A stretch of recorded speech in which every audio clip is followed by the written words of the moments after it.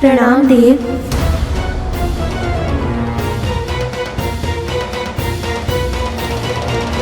बिना अनुमति मेरे दरबार में घुसने का दुस्साहस। सूर्यदेव, जो अधिकार आपकी उष्मा का समुद्र के जल पर होता है, जो अधिकार बादलों से बरसते हुए जल का पृथ्वी की मिट्टी पर होता है, वही अधिकार एक प्रेयसी का उसकी प्रेमी पर भी होता है। मैं देवी छाया और आपका पुत्र शनि हूँ,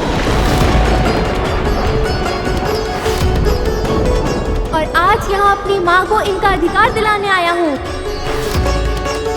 उतना ही अधिकार जितना माता संज्ञा का है इस सूर्यलोक पर और आप पर।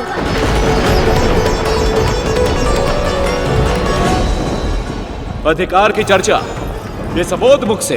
तुझे अधिकार किसने दिया बालक कि मुझ तक और मेरे लोक तक आने का दुस्साहस करे? भूल तुम्हारी नहीं, तुम्हारी माता की है। जब तुम्हें ही अपना उचित स्थान स्मरण नहीं रहा तो अपने बालक को क्या सिखाओगी? संज्ञा की छाया थी तुम, बस, और कुछ नहीं।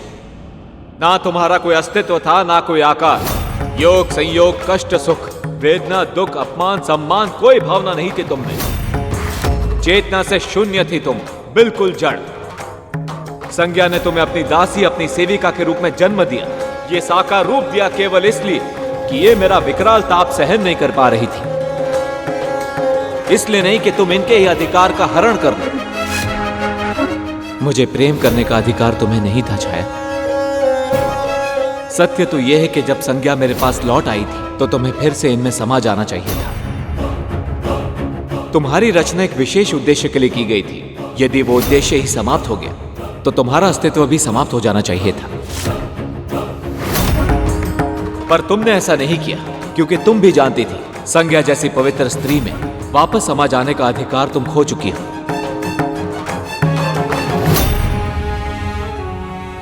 एक स्त्री की सबसे अमूल्य धरोहर, उसका चरित्र ही खो दिया है तुमने। एक स्त्री की सबसे अमूल्य धरोहर, उसका चरित्र ही खो दिया है तुमने। कैसे छाया, कैसे एक पर पुरुष के साथ संबंध बना पाई तुम? कैसे उस पुरुष की सैया सुसज्जित कर पाई जिस पर तुम्हारा कोई अधिकार ही नहीं? इस संपूर्ण सृष्टि में स्त्री के लिए जो सबसे बड़ा पाप है, वो पाप किया है तुमने।